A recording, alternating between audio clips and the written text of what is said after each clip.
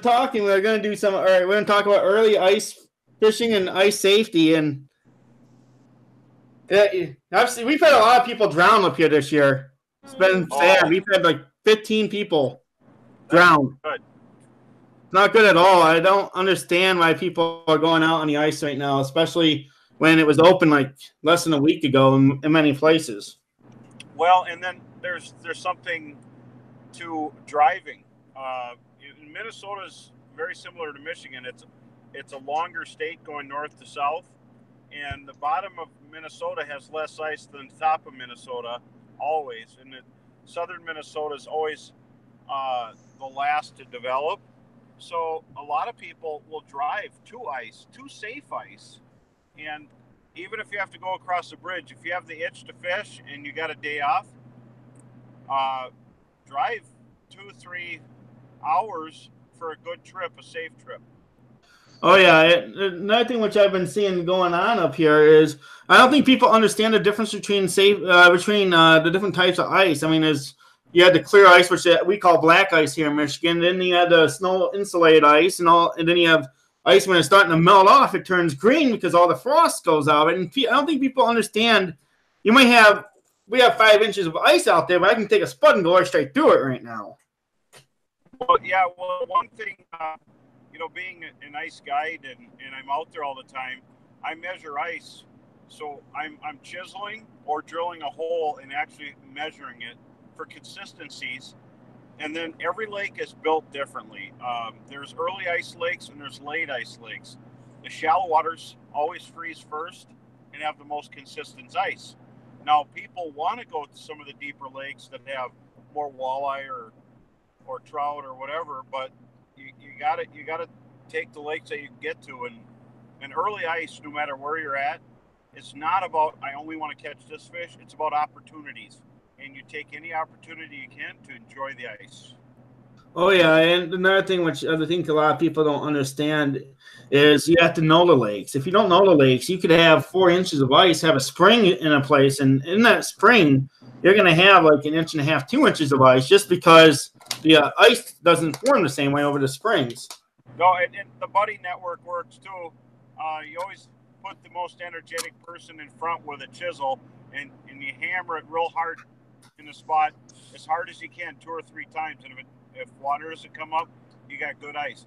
But if you do that the whole way, you take your time, because early ice, when you don't have a lot of ice, is work, and you can't skip. It's one of those shortcuts that could cost you your life. So you have shortcuts on ice, and then flotation and retractable spikes. I have the Fravel retractable spikes so that I don't stab my fingers, but when I hit them into something, they'll stick in, and you always got to wear your spikes where you can grab them. If you have flotation spikes and you check the ice, you're probably not going to have any problems ever. So that's the key thing is a shortcut costs way too much. Oh, yeah, Brian, I completely agree. It's been really sad up here. I mean, there's people out there fishing places where I went out and I checked the ice. I hit it once and I put the spud through it, and then someone out there fishing and just shake your head. Yeah, the best part is when you treat ice with respect, and if you can't read ice, if there's somebody that wants to go ice fishing and you can't read it or understand it, then don't go, or learn it through talking to other people or reading about it. Education on ice sounds like a simple thing, but it's different than the ice floating around in your drink. One thing to remember is ice does float. Ice is a very powerful force. In some places and states, they actually drive semis with logs on the ice. So it's the age of ice that we have to know. Every lake's different. Some lakes have young ice, which would be thin and dangerous. Other lakes have old ice, which is thicker. And so shallow bodies of water are going to develop it first. So finding out which lakes are shallow, which lake are consistent, and most of your sports shops know what are consistent freeze-up lakes. So that's one thing to remember. Oh, yeah, and those guys a lot of times know where the ice is, especially like up here we have Gordon's Baits, which is an absolutely awesome and they supply most of the minerals to all the bait shops in the area. And I always go in there and I'll always ask them about ice. And there's sometimes in the middle of the year, I mean, the spot where I love to go walleye fishing, it's got the deep river channel, and it's got the current underneath there, and I know there's only a half-inch ice there. Uh-oh. Sorry, I was covering. Sorry. Hang on. All right, sorry about that. Go ahead. Sorry. Yeah, Grant's kind of watching for questions from the audience too at the same time. So let's talk about some of the early ice tactics. I know you want to take the best opportunity. What I always am doing is I'm always looking for the drop-offs and hopefully getting close to where those are, because a lot of times the fish still aren't in those deep waters. They're coming up, especially during early ice, and looking for a prey up in the old shallow weed beds. One of the key thing that I always look for early ice, and different species of fish act the same, whether you're in Michigan, whether you're in Wisconsin, Ohio, or Canada, wherever you're at, they have certain needs, and I always start in weed beds. And the weed beds closest to shore. And you can look to the steep breaks or whatever, but if that's going to jeopardize the mission, if you get there and you can't quite get to the steep edge, just look to the weed beds, because even the milfoil or cabbage weed or whatever exists just off the edge of the first break is going to hold the fish.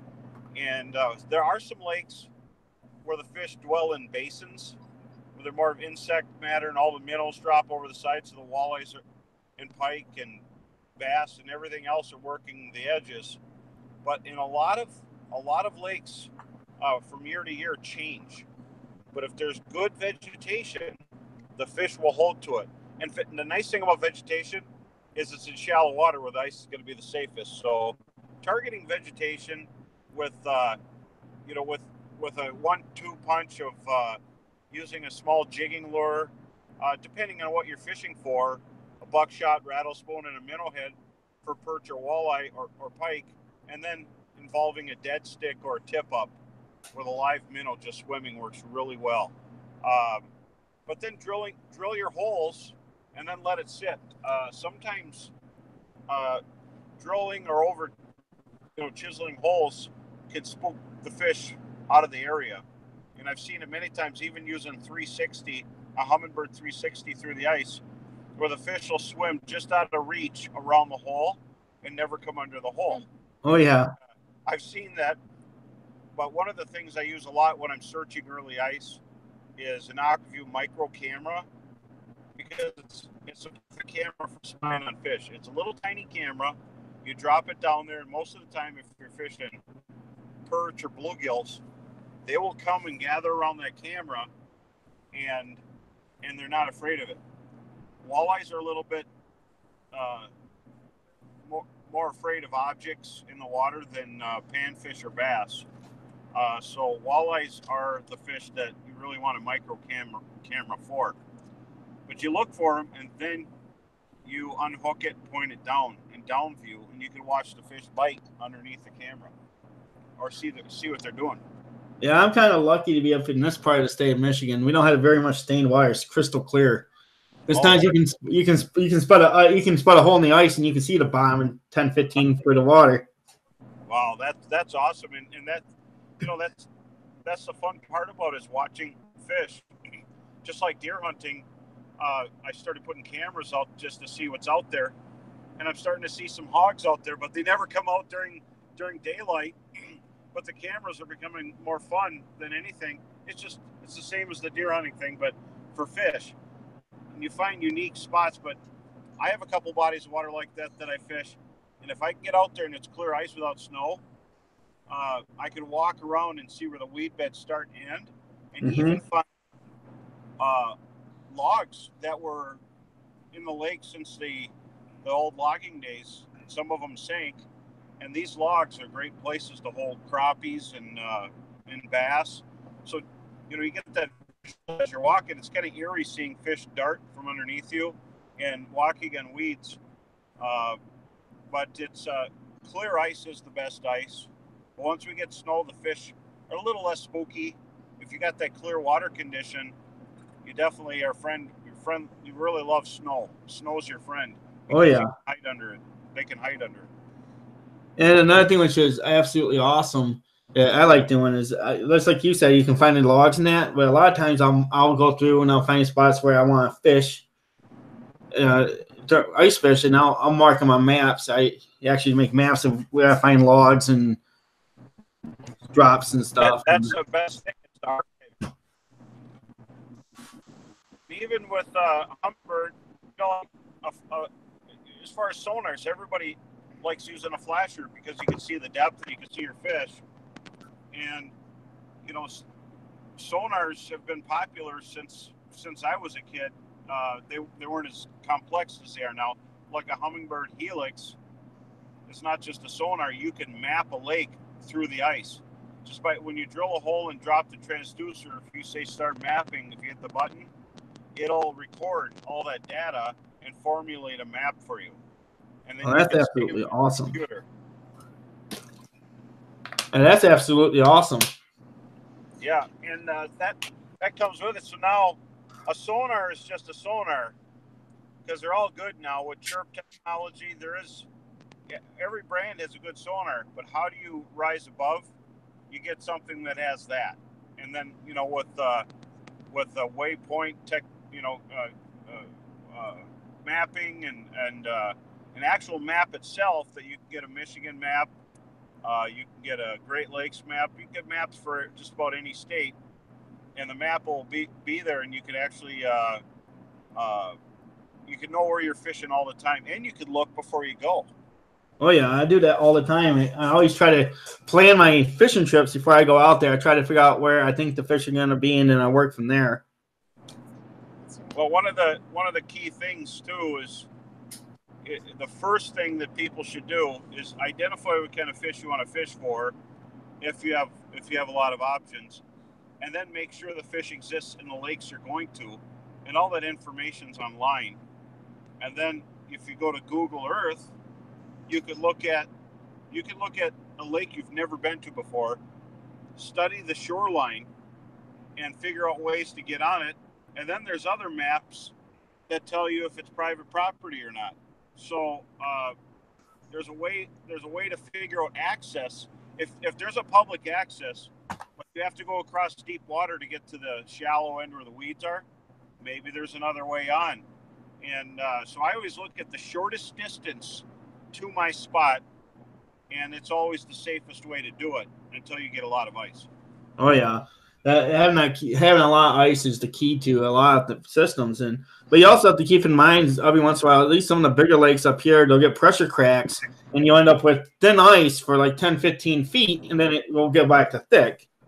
Oh, absolutely, and ice forms different, like we said on all the different lakes, but deep bodies of water. The Great Lakes, obviously, and then deeper lakes, like in your area, there's some trout lakes not too far away that are really deep and clear, and you get heat vents where the water that sank to the bottom in the fall turnover, some of it seeps up and creates little vents. So there'll be a little area where it looks like there's a lot of bubbles, and the ice is thinner in that spot. And when you have no snow on the ice, you can see it. But if you have snow on the ice, it's a good old-fashioned workout. You're going to have to chisel your way to the spot. And but outside of that, once you understand it, have fun. Don't be scared of ice, but respect it, and you'll never have an issue. I even picked up a nebulous. I'm a guide, so I like to have a nebulous with, which is you pull the cord, and it turns into a raft. Well, if you tie it to your machine, you got something you can grab onto. You keep your machine from sinking, and you got safety. So, but outside of that, we've leaned heavily on the safety factor. Now it's time to go have fun.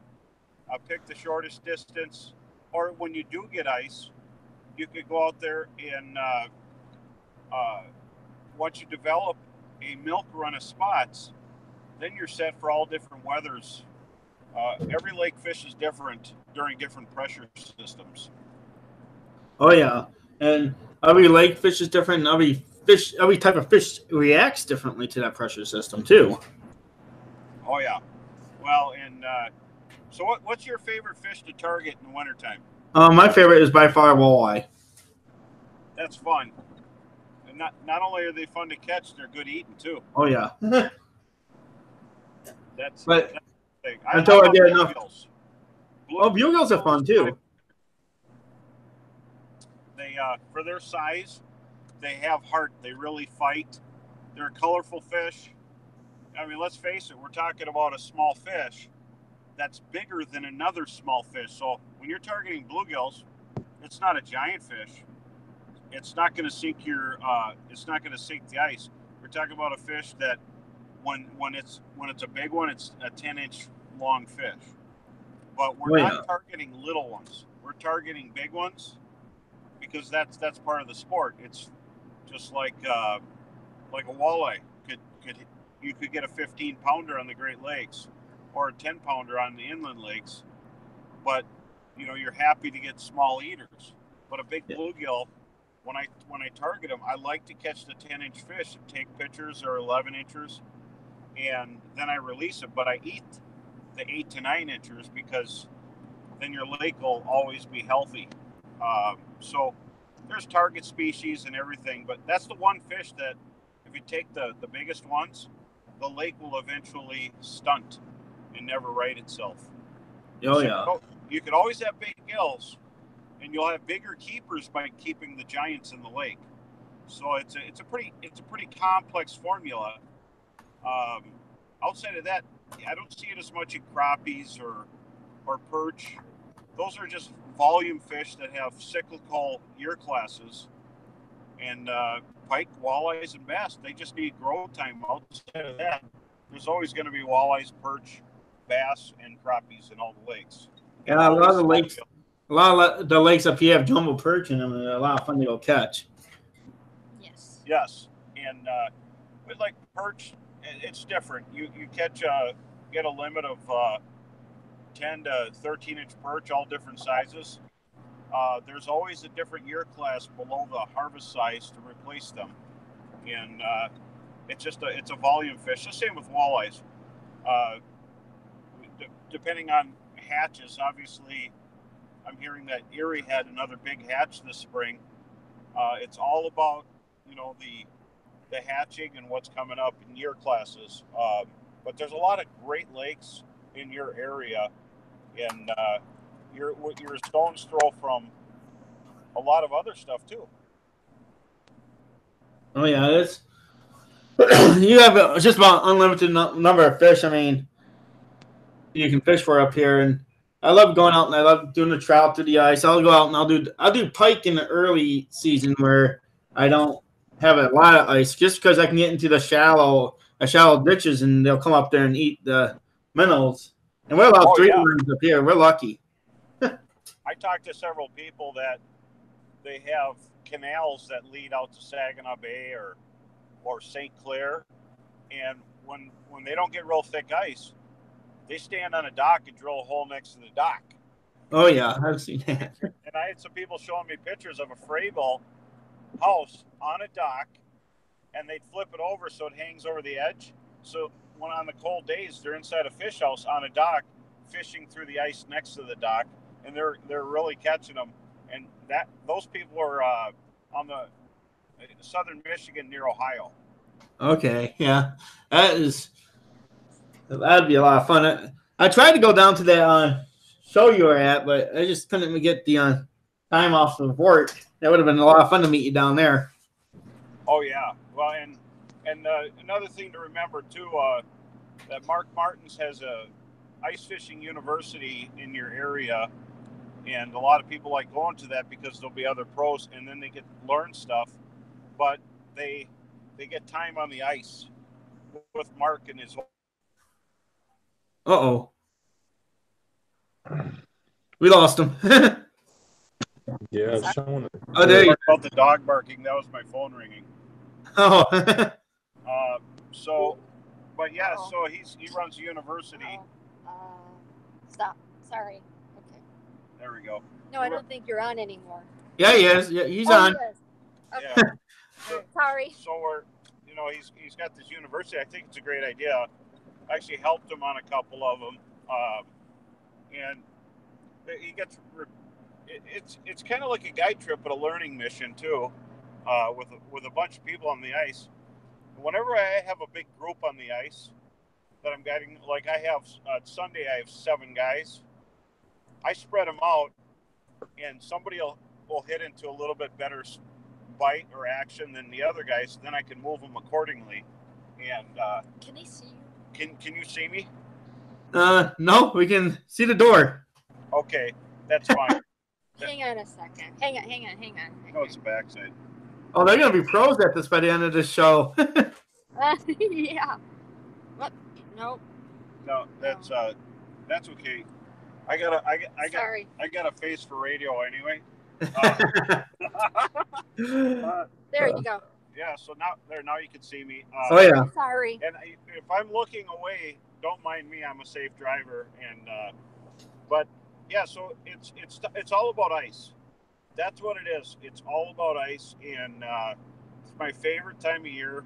I love ice fishing, and I live in an area that has good ice, but it's about experiences too. Because I've had clients come from southern Indiana here already this year to ice fish, and they get ice, but it's not consistent. So they seem to come once a year, and then I have clients from lower and central Michigan that come over, and I go to other places ice fishing. I've ice fished eastern lower Michigan, the UP, the southern Michigan ice lakes. I've ice fished Iowa, wherever I can. Even if I'm only in a place for a day and there's ice, I'll get a daily license and I'll go fish it, because that's part of the experience. Oh yeah, I wish they'd do a national license. That'd be so nice. If they had a national license, that would be good. if I work a show for a sponsor and I'm in Florida, or I don't go on as many of them anymore because I get tired of traveling. But when I do go, whether it's Kentucky or Arkansas, I always fished. Even if I can't get out in a boat, I'll fish dock or shoreline or near a dam, and because that's what we do. We're fishermen, so we fish. And when I'm not guiding, I go fishing. Oh yeah, that's a lot of fun. I absolutely love getting out there. Right now, it's just I would love to be out on the ice right now, but I know right now that it's not that thick. Well, you never know. You might do your radio show sometime with me on the ice, and I'll take you out in between the fish you catch, and people can see you catch them live. Oh yeah, that'd be absolutely awesome. It's not that hard to do. Yeah, well, right now you could drive a truck on the lakes I'm at, but it's no picnic either in my neck of the woods, because we did get good ice, and then we got real heavy snow, so it sunk the ice. So there's ice, then there's water, then there's little snow, so it's a slushy mess, and you get snowmobiles stuck. You get four-wheelers are useless in my area right now. I actually took the track truck. I got a truck on tracks out and went to several lakes and drove back and forth to make a sidewalk, or you might say a cemented road to get out there, because we have about 17 inches of ice, and then all this slush on top. Well, now it was 20 below this morning, so that'll be like driving down a highway. In one night, that'll freeze solid. Yeah, and it's just up here. Before we had a crazy warm period in December, and it lasted all the way to January. We had 4 inches of ice. I got out and I got to do one ice fishing video. Then it went up to 40 degrees, and a lot of the ice went off the lakes, and the places where it was safe, I know got all the green type of ice out there, and I know that ice isn't no good until you get underneath that. Oh yeah, it varies too, because wasn't that not last year, the year before, they were ice fishing on Lake Erie, and so yeah, we're at the mercy of Mother Nature, and would have liked to have gotten this snow a little later, but it is what it is. but it's the wintry wonderland back at home. I'm heading to Wisconsin now to help out at a banquet for a fundraiser for soldiers in Operation Tip Up, and then I'll be hitting the ice. But I've got my fish monkey gloves, so my fingers will be warm. And, oh yeah, I was looking at those fish monkey gloves. They look really nice. They're awesome. They're articulate, and they had them at the show at Frank's booth. A cool style, and they're actually gloves that are engineered instead of just made for a profit point. These are engineered, and so that things like this make ice fishing or cold water fishing more fun.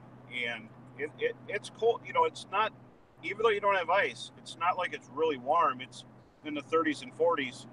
But if the access is open, I'd take a boat out and ice fish from the boat, because we call it ice fishing from a boat because this time of year, the best way to fish is controlled and vertical over the fish. And I'm getting reports even from Erie that they're jigging the fish. And they're using jigs, and they're also using winter spoons. And they're getting the fish under their boat and then jigging them up. Oh, yeah.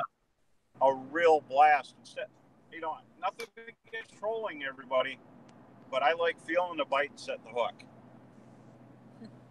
Yeah, it's a trolling boat a lot of times sets the hook for you.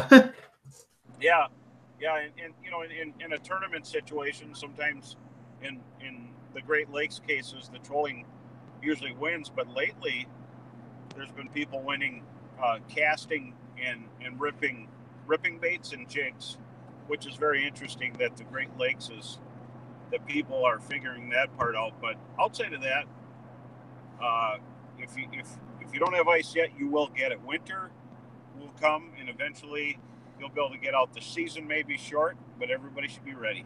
Oh yeah, I'm pretty sure it's here because it's going to be negative 25. So I'm pretty sure I'm about to get some good ice, and I'm getting excited.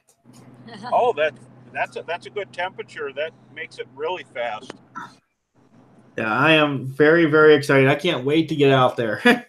Well, yeah, but now's the time to get ready. You know, outside of work and everything, be organized, do your studies, and then know where you're going to go. And it's always a better day, well planned. Oh yeah, when you go out to a lake and you don't have a plan, you also just drilling holes to see the water. And it's the same with deer hunting. You know, most of the people know where they're going to sit. They don't just wander around the woods and move trees and look around, because you'd never have a chance to get a deer. Well, then why do they wander around and drill holes without a clue on a lake? Treat it like deer hunting. It's as serious as deer hunting. The best laid plan, the approach, and where you're going to sit and catch and gather your fish are very equivalent. And when you're getting ready for deer hunting, you walk the whole woods to make sure that you're not setting up and there's somebody 100 feet away from you going up in their deer stand in the morning with dropping a flashlight down their stand. You take that into account. You find a good travel route, and it's the same with fishing. So put that kind of research in, and you're going to have a slam dunk. Oh yeah, and I've seen that before where you'll be catching fish, and all of a sudden everyone moves over next to you because you're catching them. You're in all the drills, and then you have to move. I meet all kinds of friends on the ice that I never knew I had. But that's part of it. I always figured I'll be nice to them because there might be a time I might need one of their holes. Or help. or help. You know, you don't want to yell at somebody and then the next thing you know, you fall through and they're the only one there. Always remember, yeah, there's some people just have a comfort level where they feel more comfortable if they're fishing right next to you, and it's public water. But outside of that, I think there's a way to get along with everybody, and there's plenty for everybody. And then just to if you help someone out a little bit, you don't have to give them the secret rock or the log crib, but it's always good to maintain good spirits on the ice. Oh yeah, I know in some parts of the country there. Sometimes we have what's called Perchville, USA here, and it's like they'll have like bars and stuff right on the ice, and it's absolutely awesome when they have that stuff set up. Oh yeah, that'll keep you in good spirits too. Oh yeah, it is that one bar has like the ice fishing holes pre-drilled, so you can sit there at the bar and jig your lines. Wow. I am sure that they set up where there's no fish so that people could continue consuming. Probably.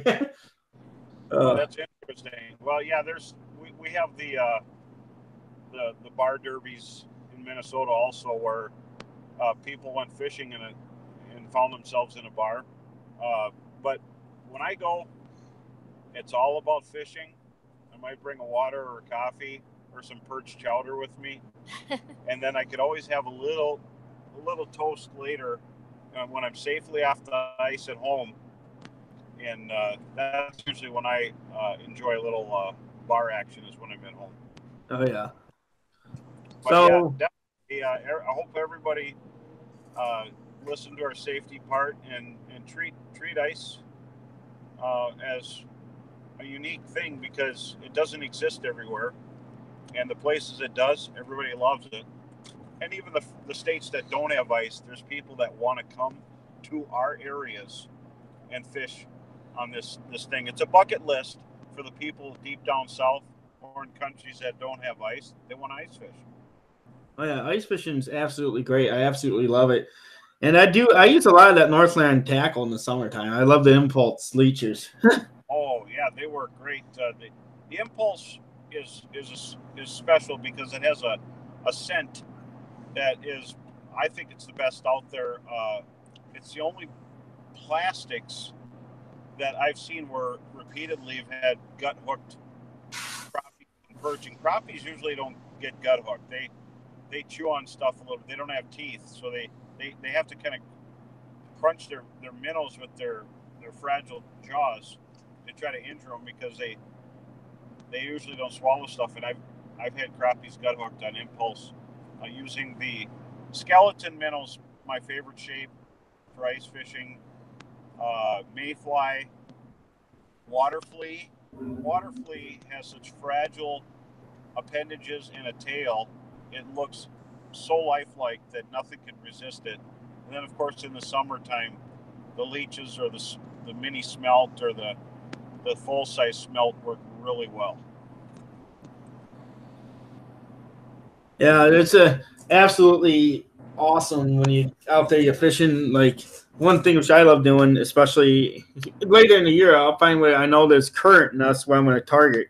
A little bit of current and make sure your ice is safe, and that's a lot of times the key in at least backwaters. Oh yeah, well, and just there's ways to do it. I know I don't get to go there in the wintertime, but just a little example, way over in the Missouri River areas of the Dakotas, even into Montana. That river runs through all those states. Obviously, it's not going to have good ice, but on some spots in the river bends, they stand on shore and drill a hole next to shore and catch walleyes standing on shore because it's such a steep drop off or near riprap or a bank. And so they sit on shore and they fish through the ice, which I thought was really cool. It would be a lot of fun. Yeah, and they actually get limits. Standing on or sitting on a bucket on shore.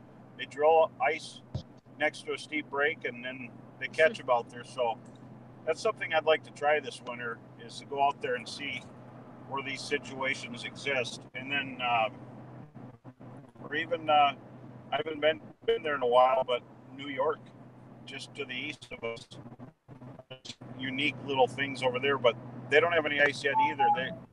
It's going to come later, I think, this year.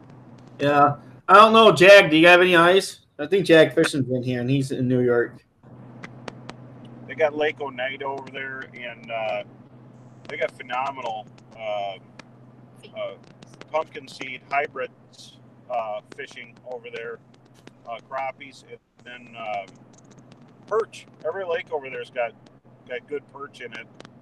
no night is one of those cases where, I mean, you drill a hole and you could be sitting on a gusher of jumbo perch as well as walleyes. They do really well. So there's a lot of cool areas that I would like to get to, and just don't have enough time as I'm driving away from my ice fishing to go to a nice derby, and I won't be able to fish it actually because I have guide trips. I have my day job I have to go back to. Oh, yeah, it's like we had some ice fishing tournaments here, but I think the one in Hubbard Lake, which is the one I like to fish all the time, has been canceled this year. Oh, I don't think they have any ice. jeez. Oh, that's a deeper lake, isn't it? Yes, it is. Hubbard Lake has some awesome walleye fishing in it. It has some. I fished that about 6-7 years ago and caught suspended perch that were pushing 2 pounds, and I got 2 walleyes that were 26 and 26 and a half. And so I understand that lake's got some mysteries to it, but it's really kind of a neat lake. Oh, you'll catch 5-pound smallmouth in there all day long. That's an average size smallmouth in that lake's about 5 pounds. That's interesting. What I thought was kind of unique, because you don't see it all the time, is finding perch 20 feet down over 60 feet of water.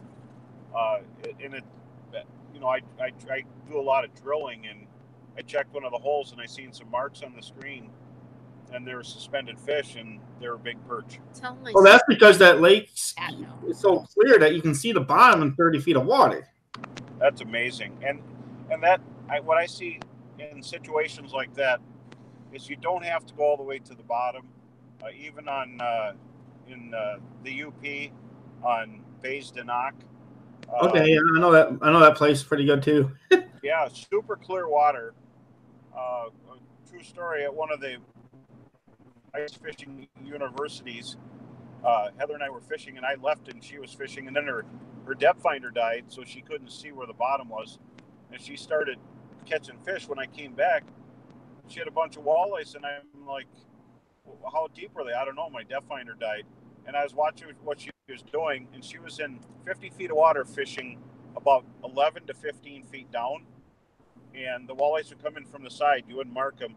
So there's a case that if you have a depth finder, you might fish for all those whitefish near the bottom thinking they're walleyes, but these fish were swarming under the surface, under the bottom of the ice. So it's a unique thing that in clear water situations, the fish will rise up and chase bait fish on the surface.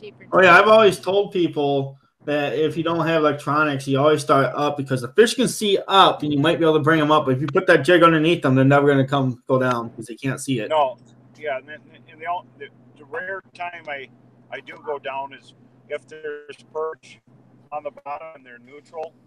If you hit the bottom, not too many times, just enough to stir it up a little bit, it excites them, because whenever the mud gets kicked up is a sign that the perch are rooting up mayflies.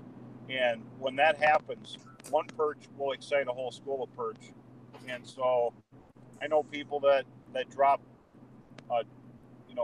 depth finders down in, the little plummets and or duck decoy weights, and they rip the bottom up a couple times, then drop a small lure in there, and it creates activity until until it wears off. And sometimes it scares the fish away. Yeah. But there's a lot of tips and tricks you can do to get the fish. And walleyes definitely they'll eat a jig off the bottom, but most of the time through the ice they're feeding up on clear bodies of water. Oh yeah, and that's like I was saying, is sometimes it's better just to try to fish above the fish than below them. It's always better to do that, but sometimes it's better to actually fish. And that's at their level or just above their heads. That's what I've always had my best. Fish. If I'm in 25 feet or less, I fish from the bottom of the ice down, and there's a lot of times I only get halfway down. When I'm using flashy spoons, I'll even jig it under the ice for a while till I see a mark on the screen, and then slowly drop it. The refraction from the reflection on the bottom of the ice looks like a school of minnows, and because the bottom of the ice is shiny and it's irregular shaped, so it's going to cause a lot of it'll look like a whole bunch of, like a strobe, creating a bunch of little flashes. And it works, and that's just one of the tricks we did for many years for my guiding and even for tournaments on the ice. Oh yeah, just the understanding how the ice is created and understanding the lake you're on. If you understand the lake you're on, that's part of the key to catching It is. And then if I do well on a lake, once you get your milk run, your list of lakes that you like to fish, I don't beat up one lake till it's toast. I move around. I don't like to fish the same lakes over and over unless they're really giant lakes. Smaller lakes, you hit it, and if you want it to stay good, hit it 1 to 4 times at the most in the winter, and then go to the next lake. You'll always have good fishing then. And if everybody did that, nothing would be wiped out, and but rotate your lakes just like, especially if you're harvesting fish, there's just hit a bunch of lakes and you always maintain a good fishery that way. Oh yeah, it's learning to manage the resources is one of the most important things we can do. Oh yeah, and for example, in my neck of the woods, there's a retired guy that his mission is to fish every day and take everything out of one little lake. And but now I see that he started moving around too. He started wondering why his fish were gone. So it's one of those things that you only get. There's only so many, but if you're out in Erie, not as much to worry, or Lake of the Woods, or these giant bodies of water that can take more of an impact than the little ones. Oh yeah, if you wonder what the background is for fish, I'm sitting on Holton Lake in the background right now. Oh, that's cool. I want to fish that lake. I heard that the pumpkin seeds and hybrids are nice. Oh yeah, they get real nice in there. Some of the best lakes up here are some of the smaller ones in my neck of the woods, actually. Yeah, well, that's good. That lake's always going to be good because it has such a flourishing weed bed. I know that some of it's been eradicated, but that weed bed that runs across the lake there is the best feature of the lake. That is why the lake is so healthy. Yeah, a lot of times you need to find the green stuff, and when you find the green stuff, you'll find the fish. Exactly. Love fishing that kind of stuff.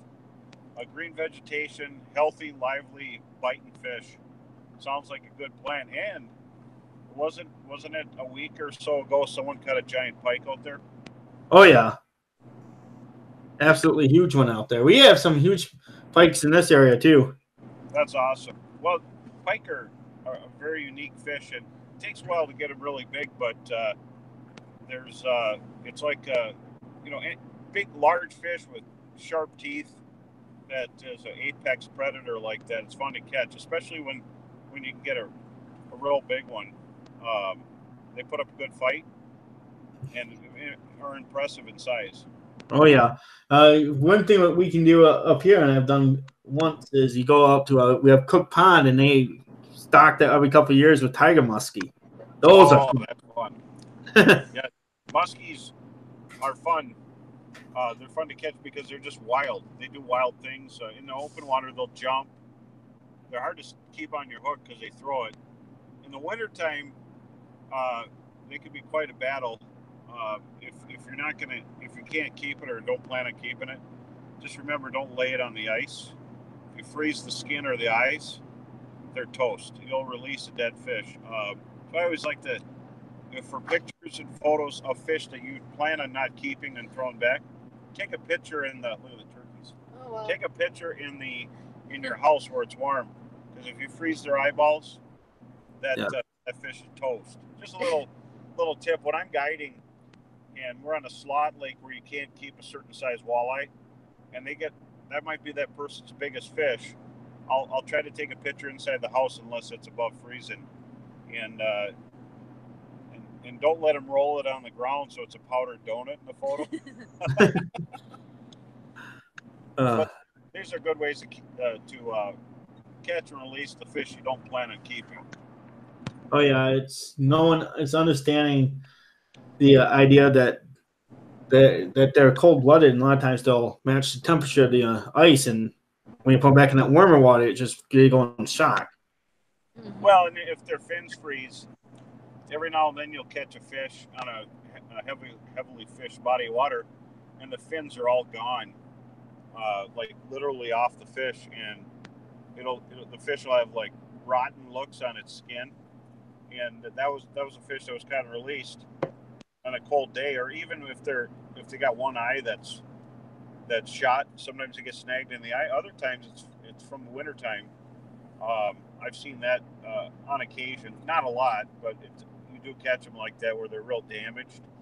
But yeah, it doesn't take long to freeze their tissue. And but most of the case, a lot of places I fish have mostly eater-sized fish, so we don't have to worry about them.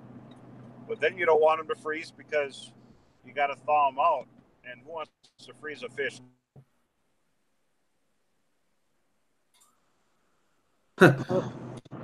Sorry again. Hang on. That's okay. Oh boy. You can hear I had some phone That's calls. me. Hi, how are you? Now, how do I see my mug off of here? There we go. There. Hi. See, There I you got go. my seatbelt on. Hi. I'm Yeah, just kidding. So now, yeah, so hopefully everybody's excited about ice. I think we've covered pretty much everything. Small baits to use, little gill getters, impulse plastics, wax worms. I like waxies. They're real messy bait, and they draw fish in. Oh yeah, that's my favorite one to use is the waxies because it's like chum in the water sometimes. Yeah, and the maggots are tough. They stay on your hook well. Maggots are good when the fish need more finesse and smaller size baits. You can't beat using maggots or spikes. I like the red ones, and you could order them online. I order mostly red maggots, and I use those because bloodworms are typically they'll be red colored, but sometimes translucent white or blue, and you want to match the hatch as much as possible. And you can get those from Vados. Vados will send them right to your door. Oh yeah, I'm always telling people on my show that when they're fishing, to try to match the hatch. It doesn't matter what you're fishing for. Matching the hatch is the key a lot of times. Yes. It really is. And walleye fishing, the number one predator-prey relationship would be walleyes and perch. And I know they eat a lot of shiners, they eat alewives, they eat whatever is around gobies. But perch is the number one. So a lot of spoons, if you're have perch patterns, like gold perch patterns, glow perch patterns, natural kind of a lighter perch, darker black barring. Those are always going to be really good. And then you can't beat the shiner pattern. So it sounds like you should have a decent sized box because you're going to have everything. But glow patterns work well, and don't ask me why a glow shot spoon Wonder Bread works, but maybe walleyes think it is Wonder Bread. I don't know, but the Wonder Bread color is a hot color in the Michigan area, and antifreeze, the glow shot spoon actually has that. It's kind of a cross between a green silver. Yeah, my favorite color up here is orange in the winter. And orange is there's a glow shot that's orange. Oh yeah. A chartreuse light stick in it. Crack the light stick, put it in there, and it's ready to go. If I'm on a crowded lake, and then even though I'm in the national forest out in the woods, some of the lakes will have 20, 30 to 100 houses not too far away within sight. I like to fish I usually bring a Frable Sentinel or a Bro Sidestep, and I sit in there if we're catching fish for concealment and stealth.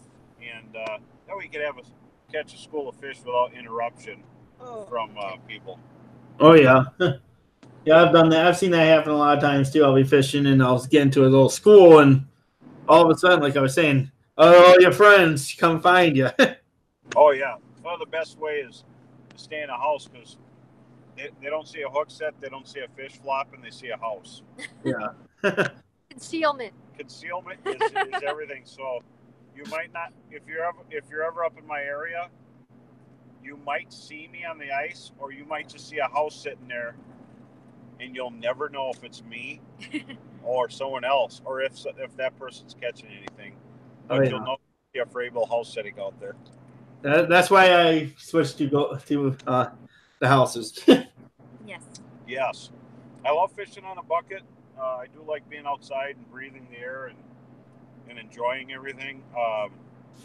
But the concealment's important. And not only that, just to keep the wind off your back. You could leave it half open and not have the wind blowing on your back. That's kind of a neat feature in the Frabils. But definitely, well, it was good talking to you guys. Thanks for having me on today. Oh, thanks for coming, and it was a pleasure having you. If you want to do this again, you know how to get back on Hangouts, so maybe we can do something in the summer. Yeah, let's do that. Let me know when they're biting. Maybe I'll show up in a neighborhood near you. Okay, that'd be absolutely awesome. Yeah, and, well, good luck ice fishing, and keep up the good work, you guys, and we'll see everybody on the ice and on the radio. Thank you for coming. All right, thank you. Have a great day. Have a great